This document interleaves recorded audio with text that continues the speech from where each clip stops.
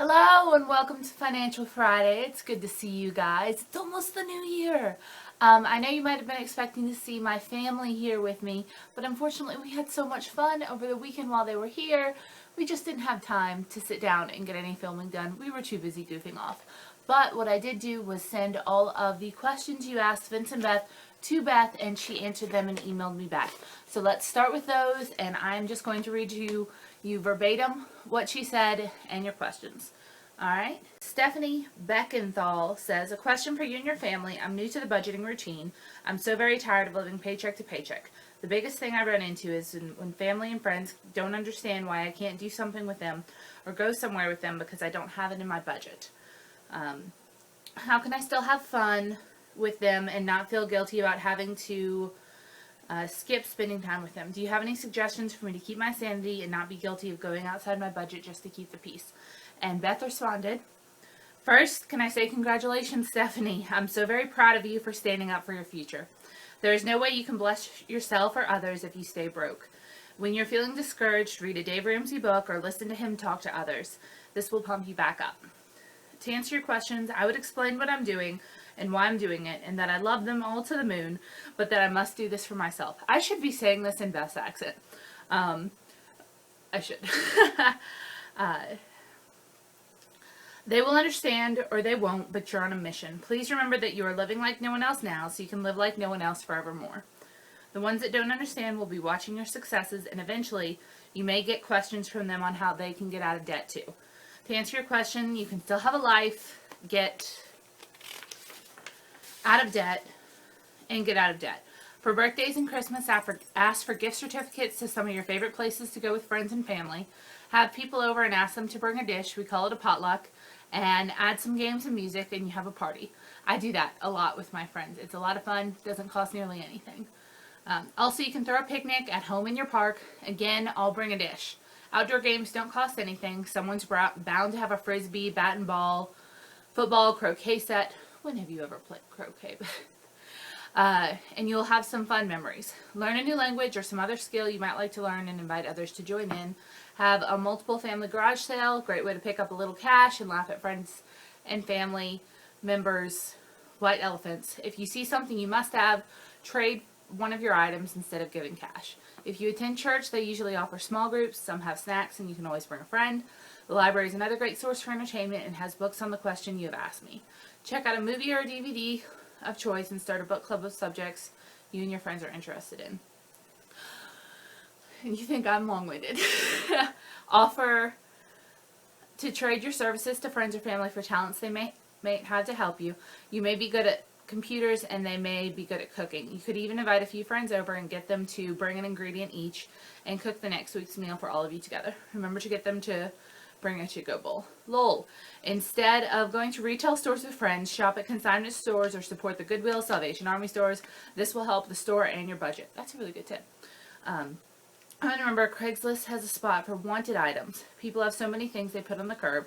Ask for the items you need. Remember, when you go get them, take a friend, never go alone. One more thing, you can begin blessing others now by volunteering in activities that involve helping others. Animal shelters, people shelters, community events, neighborhood watch, whatever your interests are. Use your talents that God gave you, and it will bring you happiness. You'll be blessed and become a leader among your peers. I hope this helps, dear one. Stay strong because you are destined for a great future. Best of luck to you. All right.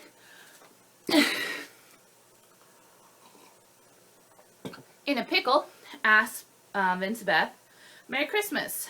I want to keep track of interest payments to keep myself motivated. Do you have a good way to do it? Beth says, good for you. So glad you're on the way to freedom. The interest is higher in the beginning of a loan, so it's motivation enough to pay it off as quick as you can, right? Request an amortization schedule from your lender and make sure you won't be penalized for paying ahead. The schedule will go to show exactly how much interest you're paying, and you can mark off each payment as you go. If you pay extra principal, you can avoid paying all the interest payments if you won't be penalized for paying ahead, and you pay a little extra on your loan each month. Pay your regular payment. Then, this is important, designate on your check and invoice that you're paying X amount towards the principal. Make sure that when your next invoice comes in that the extra money is actually put towards the principal amount. If not, call them and tell them that you'll be paying extra principal and have them fix the error. Basically, she's saying make sure that anytime you do an extra payment that it's not being held by the loan company to be attributed the next time you have a payment due. Make sure that it goes to pay the principal anytime you do an extra payment. My loan is set up where I have to pay any outstanding interest first, and I think that's the way a lot of federal student loans are set up right now. And so if I made a payment yesterday and I paid $300 on my student loans and it paid all the interest that had accrued since the last month, and then I paid them again today, if 40 cents of interest accrued from the last time I made a payment to now, that pays first and then the rest goes to principal. But do stay on top of them because they'll try to trick you. I hope I get to hear of your successes. You're going to be great at this. Alrighty. And those are your questions that she was able to answer from you guys. I know a couple of you asked where they heard of Dave Ramsey from, and I asked her that too, and they heard it from my Uncle Fred, who is not related to me or them in any way, but we call him Uncle Fred. He's cool, and he introduced them to Dave Ramsey, and they introduced me to Dave Ramsey. So a couple of your questions for me. I know I got one on Facebook. I hit myself in the face with the laptop. Normal Friday. Alright, Lisa Durbin asked on Facebook, I'm new to budgeting. One thing I'm struggling with is work lunches. I know you pre-pack your lunches for the week. I'm thinking of doing that too. I have questions though. Do you ever get tired of eating the same lunch all week? I want to do this method because it would cut my eating out budget down, but I'm afraid I'll get tired of it and go back to my old ways. And then Melanie Ballard offered a suggestion which I thought was really good, so I'll read that. I hope you don't mind if I comment, but what I do for my husband is make an extra serving of dinner. So I plate up 6 instead of 5 and put the extra in the fridge for the next day. Since I've been doing that, he has a homemade lunch every day. That's awesome. I don't always cook a decent sized meal at night. So as you guys know, I plan breakfasts and lunches for the week, and it's usually the same thing every day. So I'll cook lasagna and then boop, boop, boop, package it out, and I'll eat that same thing for lunch every day.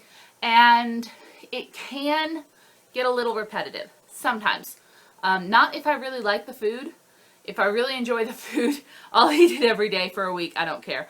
But if it's something I'm not too thrilled about, like asparagus, I don't really like eating asparagus every 5 days in a row. It can get just a little bit tedious. So what I have done in that case is don't give up and go out. No. Instead, kind of plan for you to get tired of stuff. And because I make, like when I make a lasagna, it makes more than 5 meals. I usually eat it some on Sunday night when I make it, and I'll put some in the freezer. And so what I will do, or what I've done lately, is I'll have an extra 1 or 2 servings of a lunch that I made for a week and didn't eat, and I'll have them in the freezer, and I will just swap out one of those. So on Monday I'll have lasagna, on Tuesday I'll have lasagna, on Wednesday I'll have some burritos from the freezer, on Thursday lasagna, Friday lasagna. And that kind of breaks up the monotony. And yes, I know, eating the same meal 4 or 5 days a week doesn't sound thrilling. Let's just be honest. But it's better than paying $5+ a day for eating out. Hands down. Because when I make my meals, and one of the reasons I do it the way I do is, one, I don't have to plan a different lunch every day, because that's harder than eating the same lunch every day. Getting all the ingredients to do that, then prepping 5 different meals for lunch for a week. It's a whole lot easier to do 1 or 2 recipes, prep it, already have it set out, and then just grab it in the morning. And it's cheaper too. In my Monday meal haul videos, I actually do a cost breakdown of what my lunches cost for the week. And it wouldn't cost $1, $2 a day if I were making 5 different recipes. The way that I'm able to keep my cost for breakfast and lunch so low is because I make 1 meal, basically, 1 batch cook, and then eat that for at least 4 days of the week. Now, I sometimes on Thursdays or Fridays, there are local community meetings, the Rotary and the Lions Club, and if I go there for lunch on either of those days, I will either eat just the free chips and salsa at the Mexican restaurant where the Rotary Club eats, which can be a little bit less monotonous, and the Lions Club will actually just feed me. They, for their members and guests, they just do kind of a little buffet thing. So I am usually eating the same meal a maximum of 4 times a week.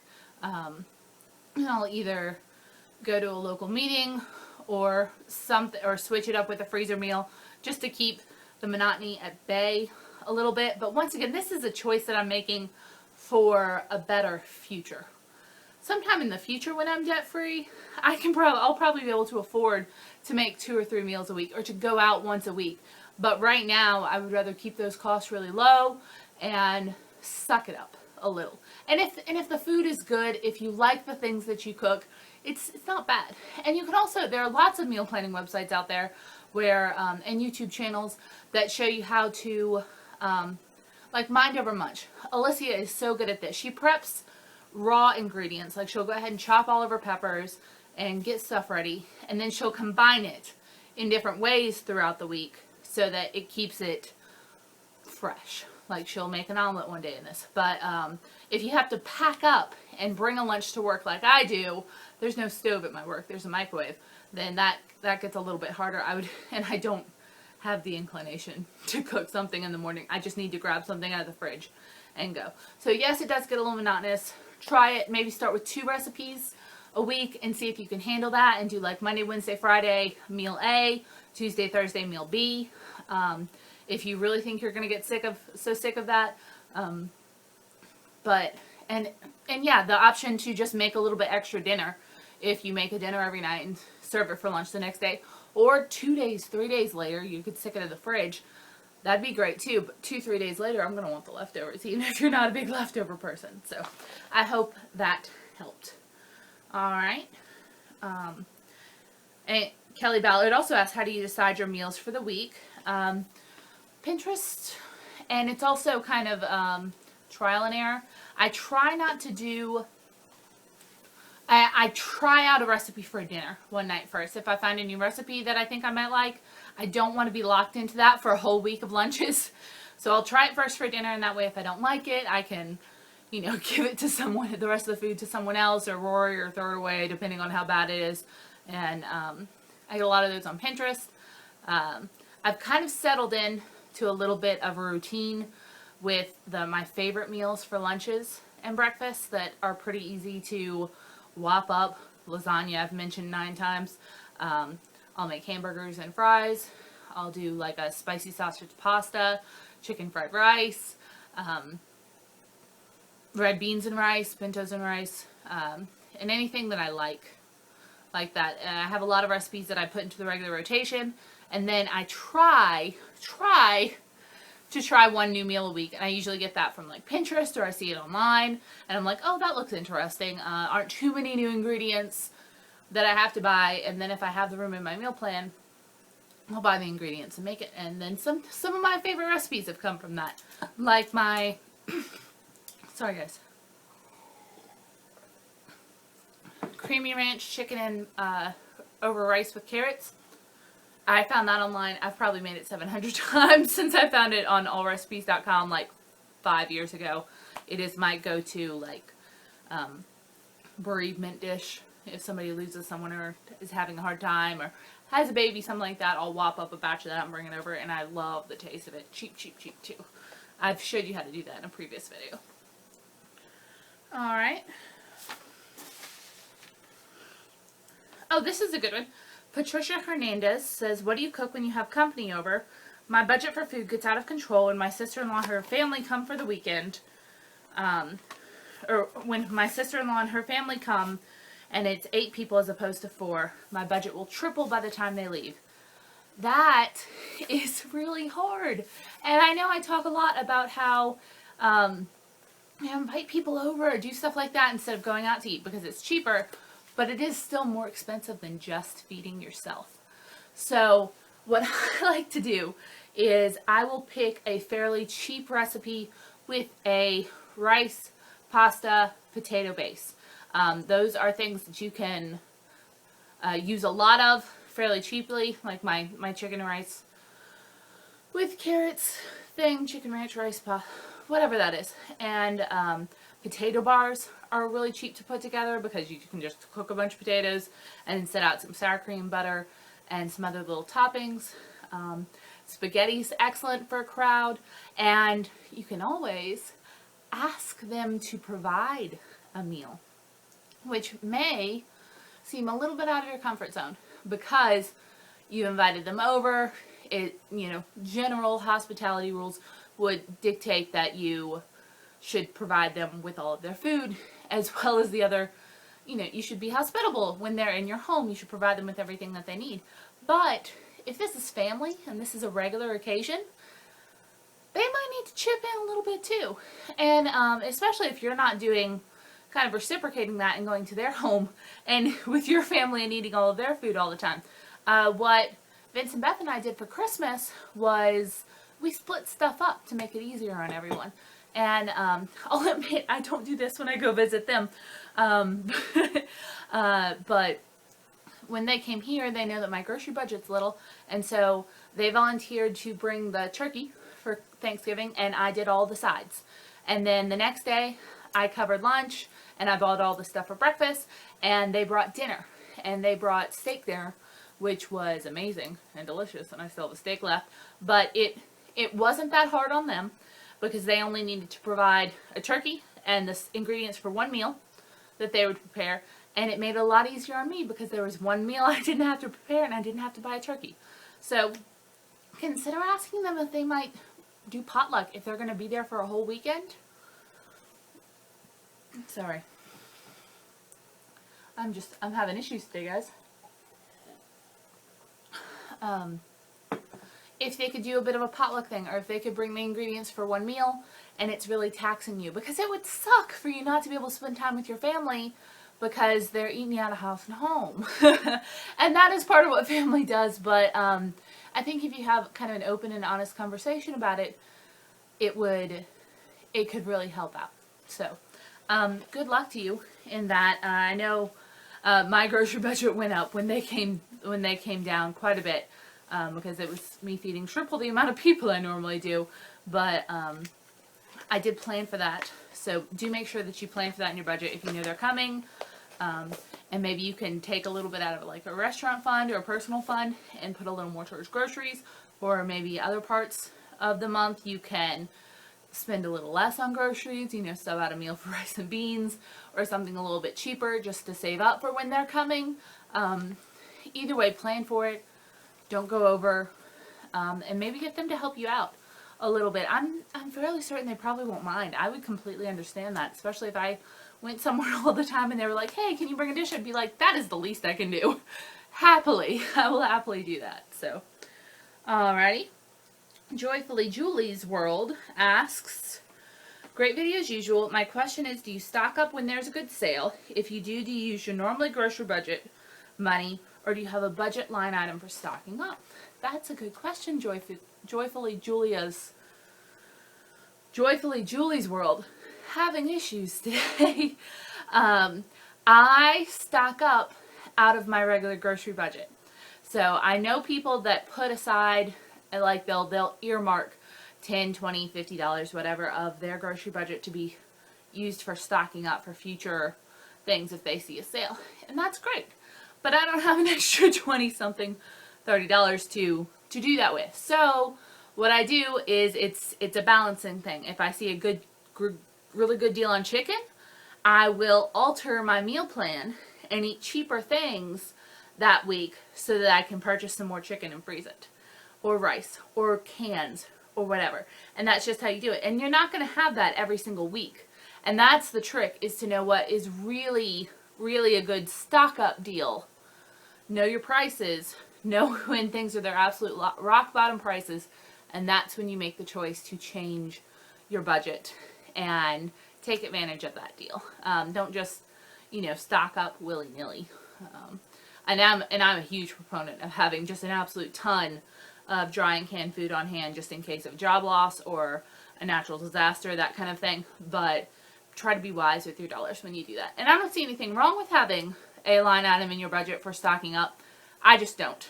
I think it keeps me from buying unnecessary things that aren't on enough of a sale, because I have to tell myself, well, you were going to do a pot roast this week, or you were going to do this, or the other thing this week. Are you willing to sacrifice that to stock up on this meat or beans or whatever for the future? And usually the answer is yes. If it's a good enough deal, I will happily do that, and then in future weeks or months, I won't have to. I'll have something in the freezer that I can go ahead and pull out, or in the pantry I can go ahead and pull out, and it'll be very helpful. So, alrighty.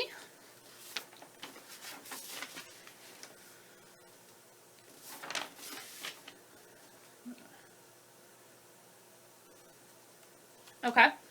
Tori Hunter asks, I make enough money to where I can put money towards savings and debt, but I keep spending more than savings. Help me. How did you start your debt snowball and stick to it? Well, Tori, I started my debt snowball out of necessity because I feel like I was kind of where you were, where I was making enough money, really, looking back, to be able to pay my bills and to buy a few nice things and save, but because I did not have a budget and I wasn't telling my money exactly where it needed to go, it was just disappeared. Like, whoo, like ghosts. So I'm thinking you probably don't have a budget, because when you budget before the month even happens, you figure out about how much you're going to get, and you write down where you're going to spend every dollar of that. So when you do that, you have to make an active choice to say, oh, I'm not going to save this month because I decided I want to spend on this. So I would advise you to make a budget, reconcile that budget, and figure out where your money's going, and to actually stick to the plan. That's the trick, is if you make a budget and you don't stick to it, nothing's going to happen. None of your goals, they'll just, whoo, like ghosts.